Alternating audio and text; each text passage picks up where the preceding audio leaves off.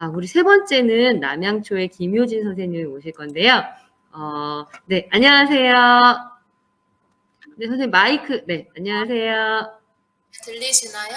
네, 잘 들립니다. 잘 들립니다. 네. 다행이네요. 네, 안녕하세요. 김효진 선생님, 오늘 준비하신 주제가 어떤 내용이실까요? 저는 그 구글 설문지랑 QR코드 기능을 활용해서 수업한 사례를 한 3개 정도 나눠보자 합니다. 네네. 지금 가르치고 계신 학년이 몇 학년이시죠? 초등학교 3학년 학생들입니다. 네네네. 초등학교 3학년 학생들인데, 요 학생들은 사실 지금 디지털 리터러시 그 소양 능력이 이제 딱 1, 2학년보다는 3학년 학생들이 적용할 수는 있는데, 처음이다 보니까 굉장히 그 접근하는데 어려움을 느끼셨을 것 같아요. 가장 어려우셨던 게 어떤 점이셨을까요? 제가 원하는 거는 좀 학생들이 좀 더 주도적으로 활용하는 음. 거를 원하고는 있는데 네네. 아직 교실에서 절제력이랑 그런 것들이 부족하다 보니까 학생들하고 어플을 막 주도적으로 활용하는 것보다는 제가 구성한 거를 좀 더 온라인 기기를 활용해서 좀 더 효과적으로 수업에서 활용할 수 있는 거를 단계적으로 하고 있습니다. 네. 선생님 정말 중요한 말씀하신 것 같아요. 3학년, 4학년 그 중학년 학생들은 그 확산도를 높이기보다는 선생님이 굉장히 체계적이고 치밀하게 구성한 대로 학생들이 경험하는 것이 오히려 다른 쪽으로 빠지지 않고 같이 그 학습하는 데 도움이 된다는 말씀을 해 주신 것 같아요. 오늘 사례 잘 듣겠습니다. 감사합니다. 감사합니다. 화면 공유를 해 주실까요? 네. 네, 잠시만요. 네.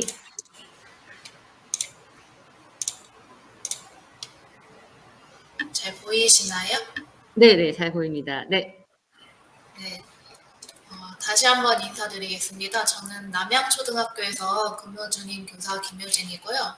우선 이렇게 좋은 기회로 또 배우고 나눌 수 있는 자리를 마련해 주셔서 감사하다는 말씀 드리고 싶습니다.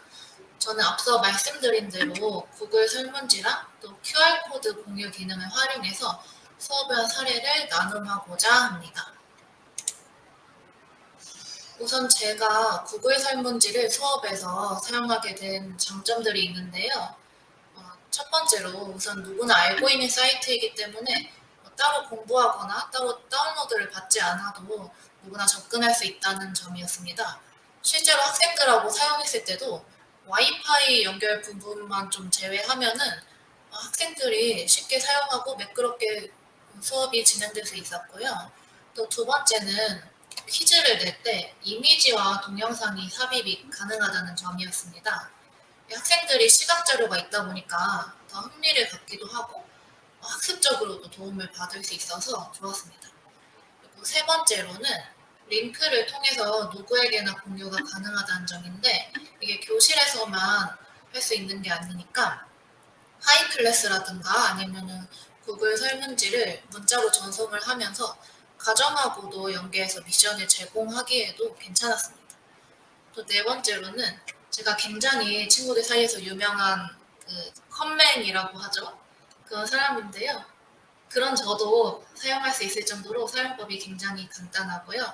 또 다섯 번째로는 단답식, 주관식, 아니면 객관식 등 다양한 형태의 문제를 낼 수 있었기 때문에 퀴즈 형식으로 활용하는 것도 굉장히 편리했습니다. 이렇게 어떤 식으로 사용을 하냐에 따라서 다양한 학년, 학습 단원, 차시에 모두 적용이 가능하기 때문에 좋은 교사학습 도구가 될 수 있고요. 제 경우에는 좀 아이들이 약간 어려워하거나 재미없다고 느낄 법한 차시에 활용을 했습니다. 이거는 제가 만든 구글 설문지에서 일부를 캡처해서 가져온 건데요. 이 오른쪽 바에 주요 기능들이 있는데 여기 맨 밑에는 이 섹션 추가라는 기능을 주로 핵심적으로 사용해서 방탈출 게임을 만들었습니다. 잠시만요. 약간 직접 보여드리고 싶은데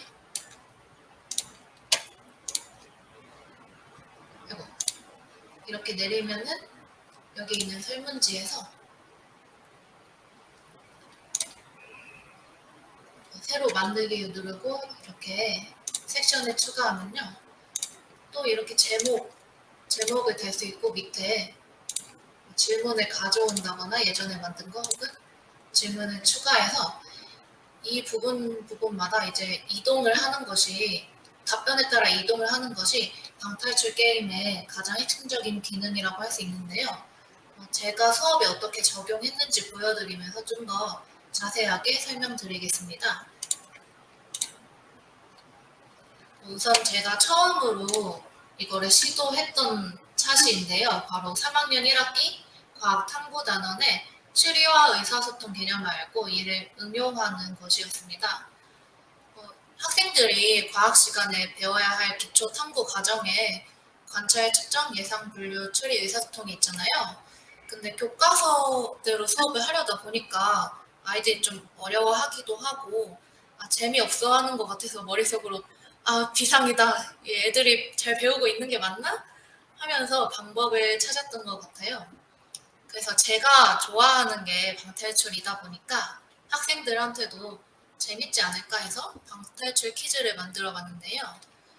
우선 당시에 수업 진도가 곱셈 단원이었기 때문에 이것도 슬쩍 넣어가지고 애들이 재밌게 학습하면 좋겠다 싶어서 작년 내용의 복습도 할 겸 문제에 포함을 시켰는데요.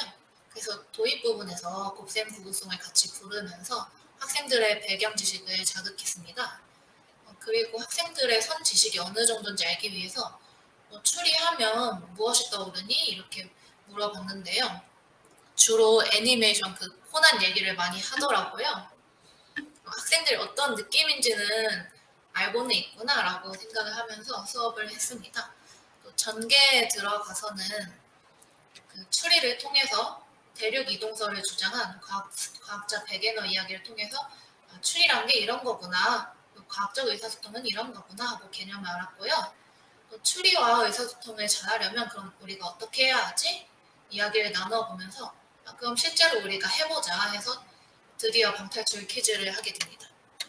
네, 여기서는 실제로 학생들이 추리 기능을 활용해서요 문제를 풀어봤는데요.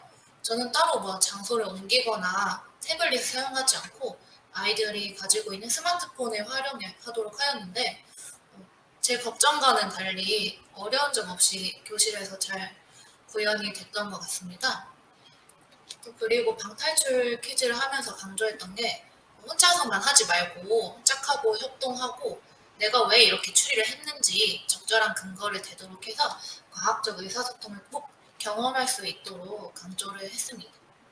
그리고 마무리로는 그냥 차시의 내용을 복습하면서 끝냈는데요. 이렇게 말로 하면은 이해가 좀 안 되실 것 같아서 제가 그려왔어요. 이것은 제가 만들었던 설문지 구조를 나타낸 그림인데요. 각각의 이 정사각형 하나하나들이 섹션이라고 이해하시면 됩니다.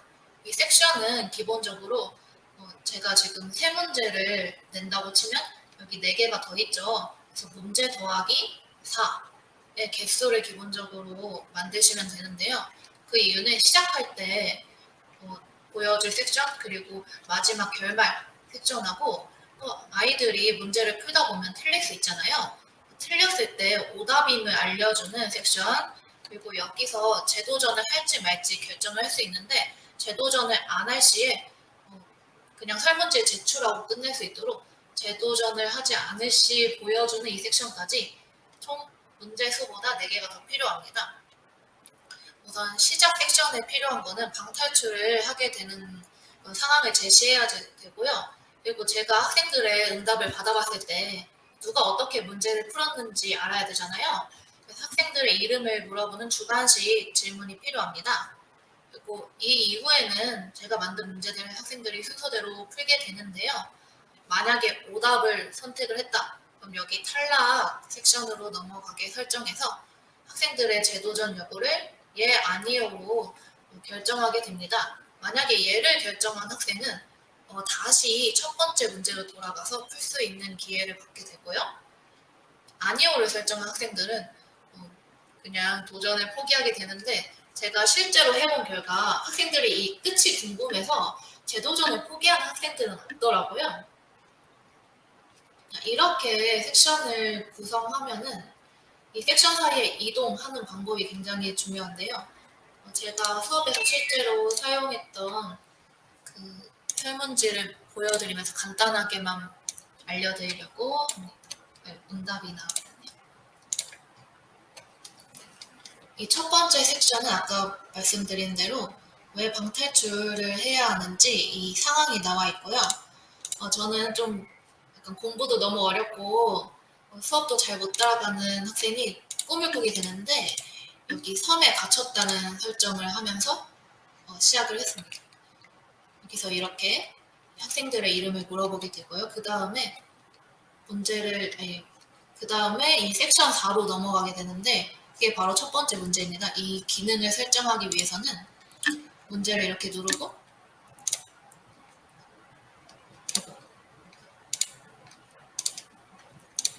여기를 누르면은 어떤 섹션으로 이동하게 될지 이게 나와요.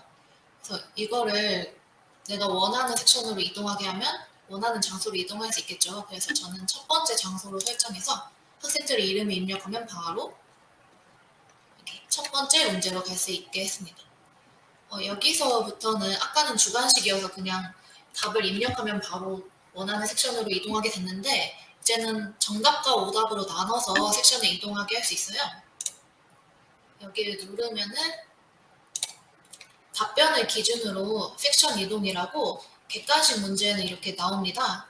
이거를 누른 다음에 내가 정답으로 하고 싶은 거는 이렇게 저 같은 경우에는 2개는 정답이고 하나는 오답이어서 하나만 이렇게 함정에 빠져버렸다 오답 섹션으로 이동할 수 있도록 이렇게 하고요.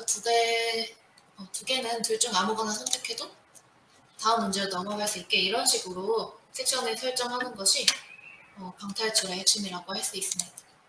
이해가 되셨을지 모르겠어요. 저보다 똑똑하신 선생님들이 많으시니까 충분히 이해 잘 하실 거라고 생각하고 두 번째 제가 적용한 차시를 또 말씀드리고자 합니다. 딱 보면은 아시겠죠? 국어사전 나오잖아요. 학생들이 좀 재미없어 할 것 같다고 생각해서 적용하게 되었는데요. 이 도입 부분에서는 국어사전을 그 순서를 학생들이 제일 쉽게 접할 수 있는 데가 어딜까 생각하다가 출석 번호가 가나다라 순서대로 돼 있잖아요. 학생들이 자기 짝하고 내 출석 번호는 왜 이렇게 순서가 다르지? 생각해 보도록 하고 이 출석 번호를 정하는 기준이 국어사전에 낱말이 실리는 순서랑 아주 똑같다라는 걸 알게 하면서 실생활하고 관련지어서 도입을 들어갔습니다. 그리고 이후 전개 부분에서는 글자는 첫, 자음, 모음, 받침으로 이루어져 있고 이게 각각 국어사전에 실리는 순서가 있다는 것을 동료를 통해서 알아보았고요. 이게 좀 어렵다 보니까 그냥 바로 방탈출을 하기에는 역부족일 것 같아서 제가 시범을 보이면서 같이 국어교과서에 있는 문제를 풀어보고 그 다음에 학생들이 배운 내용을 바탕으로 자기가 직접 국어사전 놀이동산 탈출하기 게임을 해보면서 배운 내용을 적용할 수 있도록 했습니다. 근데 이번에는 좀 내용이 다소 어려울 것 같아서 제가 시도했던 게 있는데요. 바로 쉬운 문제와 어려운 문제로 나눠서 난이도를 선택할 수 있도록 좀 문제수를 늘리고 섹션 이동을 조금 더 복잡하고 체계화해서 만들어 보았습니다. 그림을 보시면은 아까랑 그렇게 다르지 않아요. 그냥 시작 부분에서 학생들이 나는 좀 더 쉬운 문제로 하겠습니다. 어려운 문제로 하겠습니다. 그것만 결정하면은 섹션 이동을 하는 거는 똑같고요. 또 탈락, 오답을 입력했을 때 탈락하는 것도 다 같은 장면이고 재도전을 만약에 포기했을 때 보여주는 결말도 다 똑같습니다. 그냥 앞에서 선택하는 것만 다르다는 거. 근데 이렇게 하다 보니까 좀 쉬운 문제는 제가 확 난이도를 낮췄거든요. 그러니까 학생들이 좀 자신감이 생겼는지 어려운 문제도 풀어보게 되고 또 어려운 문제 풀었던 친구들도 궁금한데? 하면서 쉬운 문제도 풀어보게 되어서 결국엔 거의 모든 학생들이 6문제 다 풀어보게 되는 아주 좋은 결과가 있었어요. 근데 제가 거기까지 의도하진 않았지만 아이들의 호기심이 자극이 됐던 거죠.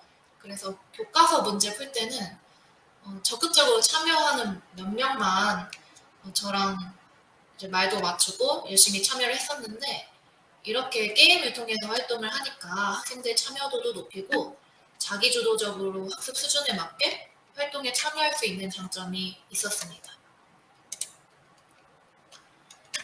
제가 활용한 이 구글 설문지 외에도 대표적인 설문지 사이트가 네이버 폼이 있기 때문에 제가 두 가지를 비교해 보았는데요.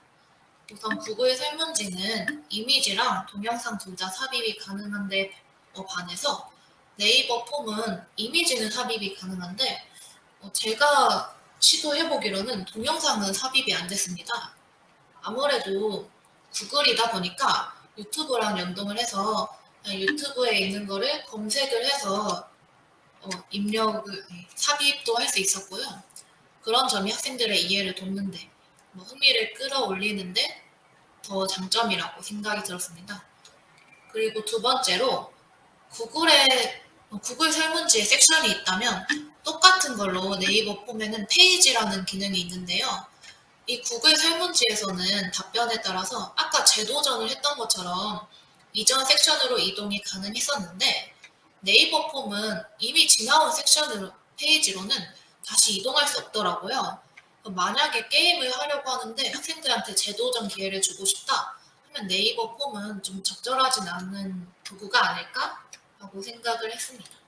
마지막으로는 구글 설문지는 글꼴과 글자 크기가 조절이 안 된다는 큰 단점이 있는데요. 네이버 폼은 그 모든 것이 가능해요. 그래서 각자의 장단점이 달라서 내가 어떤 걸 어디에 사용할지 생각하면서 쓰면 좋을 것 같습니다. 만약에 저라면 이번처럼 게임을 만들 때는 구글 설문지를 계속 사용할 것 같고요. 진짜 설문조사를 하고 싶다. 근데 좀 보기에 괜찮은 걸 하고 싶다, 만들고 싶다 하면은 네이버 폼을 활용할 것 같습니다.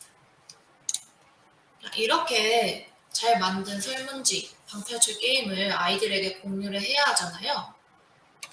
공유를 할 때는 잠시만요. 자, 공유를 할 때는 여기 맨 위에 보내기 기능에 이 링크를 주로 사용할 수가 있는데, 이거를 수업 시간에 아이들한테 링크를 치게 하기는 다른 분들은 어떻게 하시는지 모르겠는데 저는 힘들더라고요.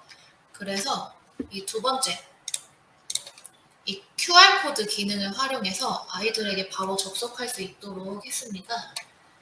이거를 아시는 분이 많으실 것 같은데 저는 최근에 알았거든요. 그래서 한번 보여드릴게요. 이 크롬에 들어가면 여기 사이트 주소란이 있고 이 옆에 확대가 있고 여기 이 페이지 공유, 이 화살표 모양이 있는데 이걸 누르면 QR코드 만들기가 있어요. 이거를 TV에 그냥 띄워놓는 것만으로 학생들이 바로 잠시만요. 죄송합니다. 네, 저 발표가 있어가지고 이따 전화드리겠습니다.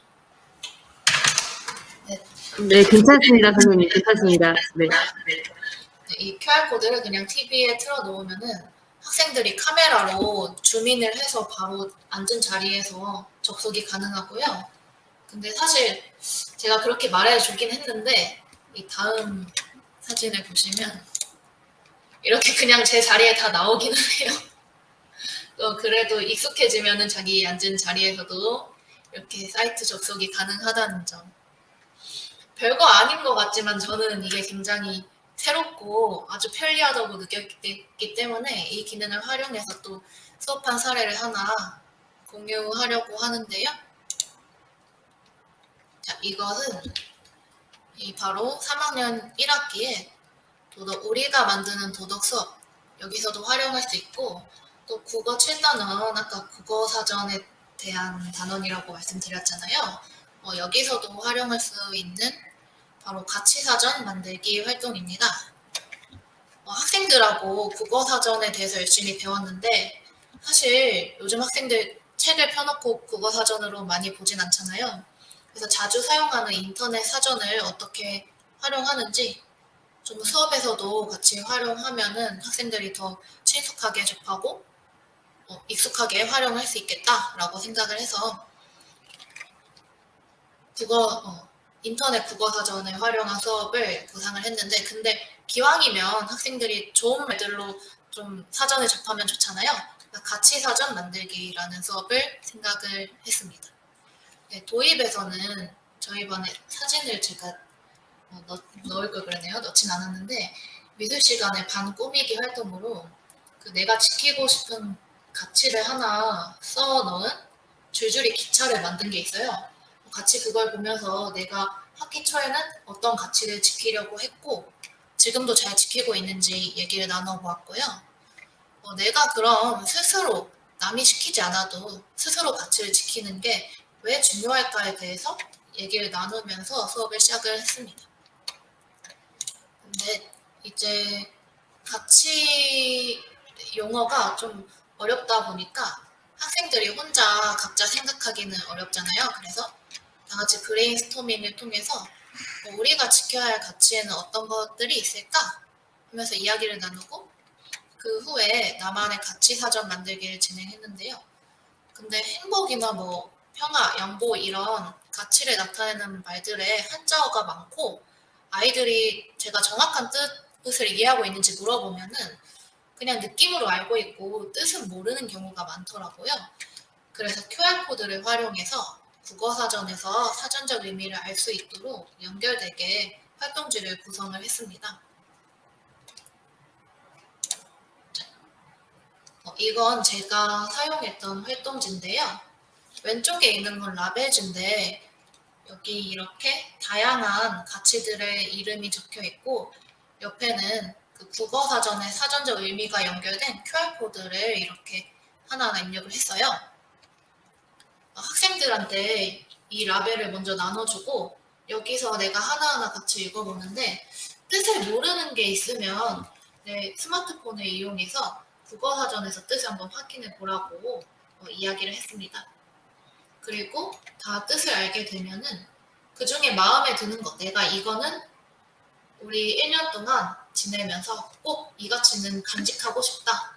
이런 가치가 있으면 그 중에 5개를 골라서 여기에 붙일 수 있게 했습니다. 사실 보면은 크기 차이가 좀 나요. 그래서 제가 원래는 좀 더 작은 라벨지에 하려고 했는데 그렇게 인쇄를 해보다 보니까 이 QR코드가 너무 작으면 핸드폰으로 인식이 안 되더라고요.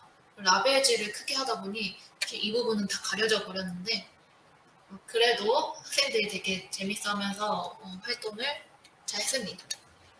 여기 밑에 있는 보석은요. 내가 붙인 이 가치를 내가 잘 지킬 때 그 보석이 어떤 색으로 빛날까? 가치가 어떤 색으로 빛날까? 상상하면서 색칠해보고 내가 스스로 지키겠다는 다짐 한마디를 적을 수 있도록 이 미니북 형태의 활동지를 만들어 보았습니다. 완성한 작품은 이렇게 되고요. 자세히 보시면 이게 그 스티커가 아니에요. 사연이 있는데 이날 프린터가 고장이 나가지고 라벨지에 인쇄를 할 수가 없었어요. 그냥 교실에서 일반 용지에 인쇄를 해서 오려 붙이게 했는데 그래도 QR코드가 인식이 되긴 하더라고요. 근데 하나 아쉬운 점이 아무래도 인쇄물이다 보니까 화면에 바로 띄워주는 것처럼 해상도가 좋지 않고 그러다 보니 이 QR코드가 흐려진 것들이 있어서 몇 개는 학생들이 잘 연결이 안 돼서 곤란해 했었는데 다행히도 어떤 학생이 그럼 다른 거 찍어서 국어사전 들어가지면 바로 검색을 해보면 되잖아 이렇게 얘기해줘서 아 그래 하면서 그 애로사항을 이겨낼 수 있었어요. 그리고 이게 제가 5가지만 이렇게 뽑아서 하라고 했기 때문에 이 버려지는 종이들이 아까워서 이걸 좀 활용할 수 있는 다른 수업을 생각했으면 더 좋았겠다는 아쉬움이 있었습니다. 제가 앞서 보여드린 3가지 수업을 하면서 느꼈던 점을 간단히 가져왔는데요. 구글 설문지의 경우 아까 말씀드렸는데 글꼴과 글자 크기를 조절할 수 없다는 점이 굉장히 큰 한계점이라고 느꼈습니다. 왜냐하면 저는 3학년이어서 좀 괜찮았는데 저학년을 대상으로 활용하려고 한다 생각하면 글씨 크기가 너무 작을 것 같은 거예요. 그래서 이 기능이 빨리 생겼으면 하고 매우 바라고 있고요. 또 두 번째는 제가 사실 작년에 발령을 받아서 작년하고 올해 이어서 3학년에 가르치는 바람에 고학년 수업을 해본 적은 없지만 고학년의 경우에는 직접 설문이나 퀴즈를 제작하는 수업도 해보고 싶습니다. 학생들이 서로 바꿔서 하다 보면 스토리가 있으니까 더 재미있게 문제 만들기 활동을 할 수 있을 것 같고요. 또 아니면 모든별로 하나의 이야기를 만들어서 이어질 내용을 상상해보는 활동도 아이들의 협동심도 기르고 괜찮을 것 같아요.